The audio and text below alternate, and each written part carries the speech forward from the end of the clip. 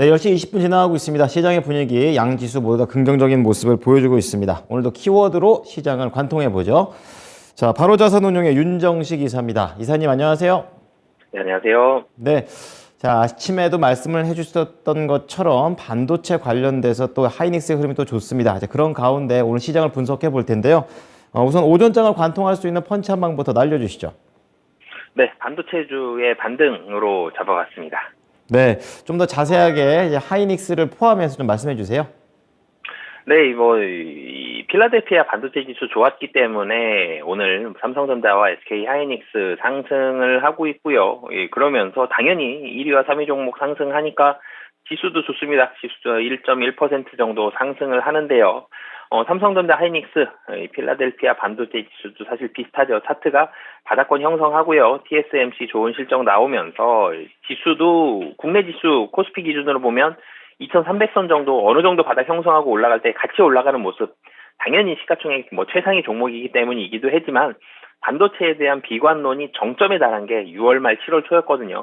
이 정점 이후에는 조금씩 반등하는 긍정적인 모습이 나와서 오늘 시장도 상승하는 모습들도 좋고 SK 하이닉스, 삼성전자 상승하는 모습들도 좋은데요.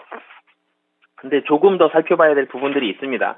차익 매물이 꽤 나오고 있는 그런 모습인데요. 지수 상승폭도 1% 넘게 양시장 모두 상승하고 있지만 상승폭은 특히 코스피는 조금 줄어들고 있죠. 상승 탄력이 조금 줄어드는 모습이 있고, 이 SK 하이닉스랑 삼성전자도 상승은 하고 있지만 둘 다 음봉입니다.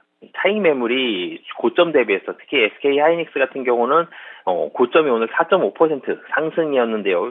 10만 4,500원입니다. 지금 10만 1,500원에서 10만 2,000원 정도로 왔다 갔다 하는 모습들. 그러니까 시장은 두 가지가 맞서고 있는 상황입니다. 일부 차익 매물 출회에 대한 부분이 있고요. 경기 침체 우려 완화니까 지금 가격 싸다. 이 두 가지가 이제 맞서고 있는 그런 상황이거든요. 이 두 가지 상황 중에서 어느 정도, 사실 여기서 만약에 긴 음봉이 나오면서 상승폭 모두 다 반납하고 하락한다.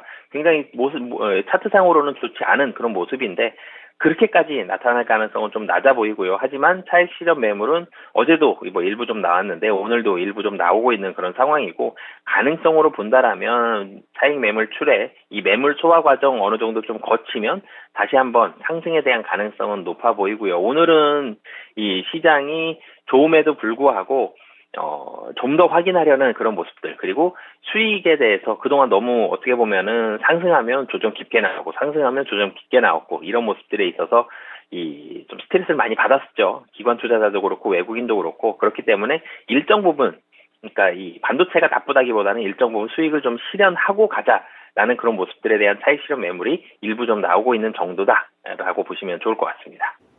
네, 아직은 조심스럽지만 그래도 시장의 긍정적인 부분 쪽으로 좀 더 해석을 해보자라는 관점에서 말씀을 해 주셨습니다. 자, 그렇다면 오늘 장을 이길 수 있는 펀치로 이어가 볼게요. 어떤 부분 보십니까?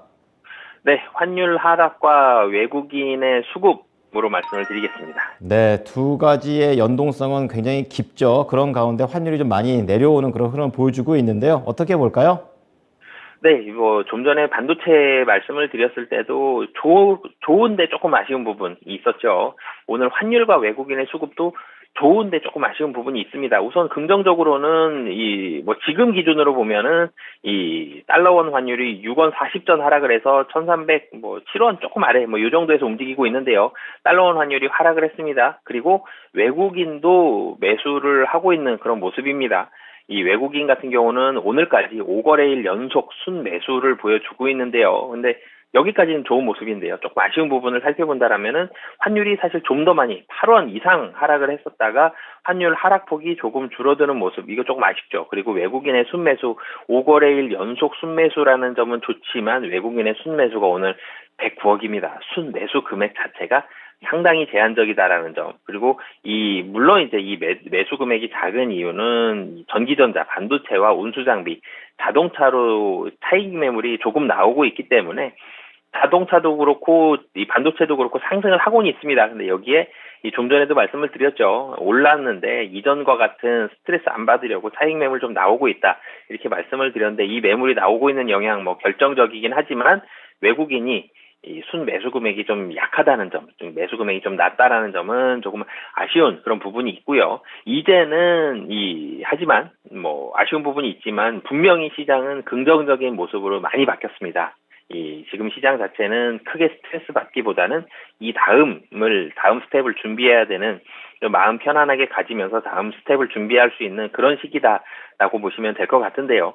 이 지수가 오늘 2,400을 넘었었습니다. 2,400 넘었었다가 지금 상승폭을 조금 반납하면서 2,395포인트입니다.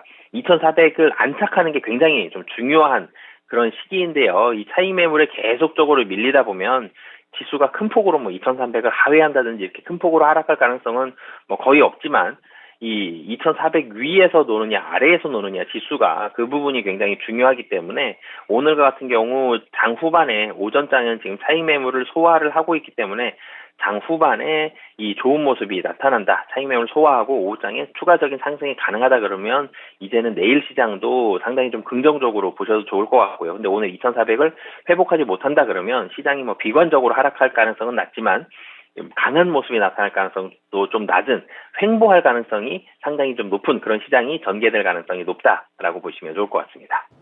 네, 이사님 말씀 따라서 조금은 시장을 긍정적인 관점에서 보면서 대응해 보겠습니다. 오늘 말씀 감사합니다. 네, 감사합니다.